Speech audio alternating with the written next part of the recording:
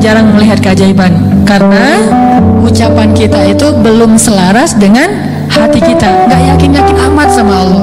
Sering bilang la haula wala quwata illa billah, tapi kita masih yakin ada kekuatan lain yang mempengaruhi hidup kita. Padahal kata Nabi kepada Ibnu Abbas, kalau semua orang berkumpul dan ingin menolong kamu, mereka tidak dapat menolong kamu kecuali dengan seizin Allah. Kalau mereka semua berkumpul ingin mencelakai kamu, mereka tidak bisa mencelakai kamu kecuali dengan ketetapan Allah. Allah, Allah, Allah, di tangannya lah segala kebaikan, di tangannya lah segala kerajaan. Tabarakalladzi biyadihil mulk wa huwa ala kulli syai'in qadir. Percaya enggak kita dengan ayat itu?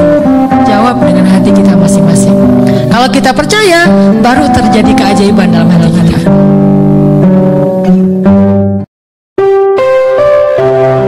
Kita butuh Allah ketika Allah kasih kita ujian.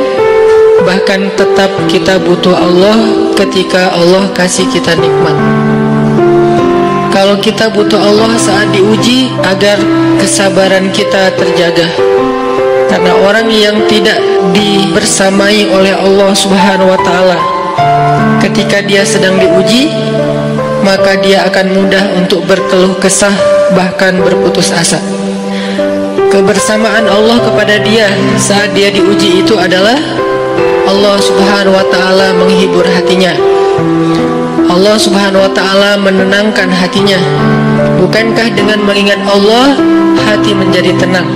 Dan orang yang beriman apabila diingatkan dengan nama Allah, disebut nama Allah, maka hatinya akan bergetar. Teman-teman sekalian, bisa jadi orang yang paling mulia di antara kita di mata Allah adalah orang yang paling banyak diuji dalam hidupnya. Diuji dengan ditinggalkan oleh orang-orang kesayangannya, kehilangan pekerjaannya, dimusibahi dengan sakitnya, dirugikan dalam jual belinya.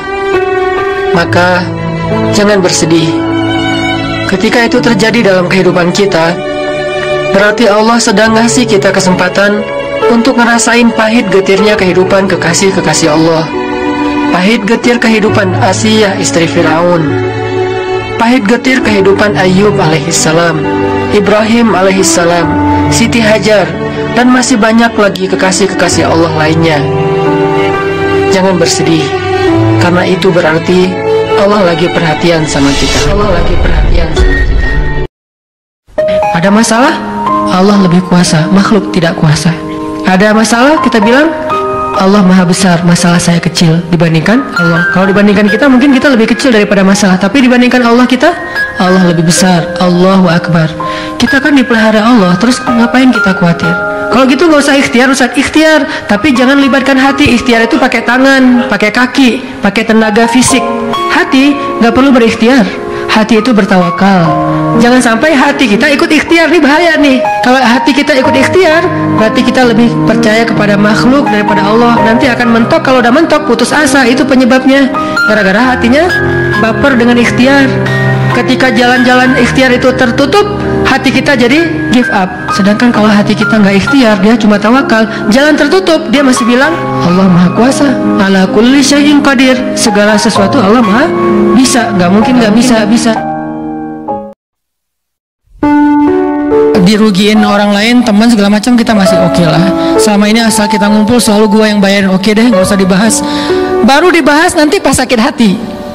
Kalau belum sakit hati kan nggak dibahas kan. Tapi begitu ada yang nyakitin perasaan kita sedikit aja, semua itu balik lagi. Dari dulu ya. Nah, keluar kan?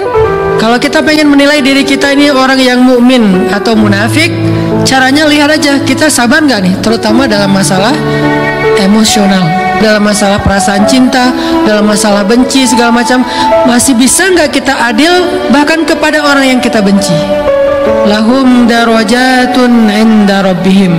Orang beriman juga bertingkat-tingkat, dan tingkatan itu tergantung tingkat kesabaran kita dalam menghadapi ujian. Salah satunya ujian emosional kita, perasaan kita, emosional kita, perasaan kita.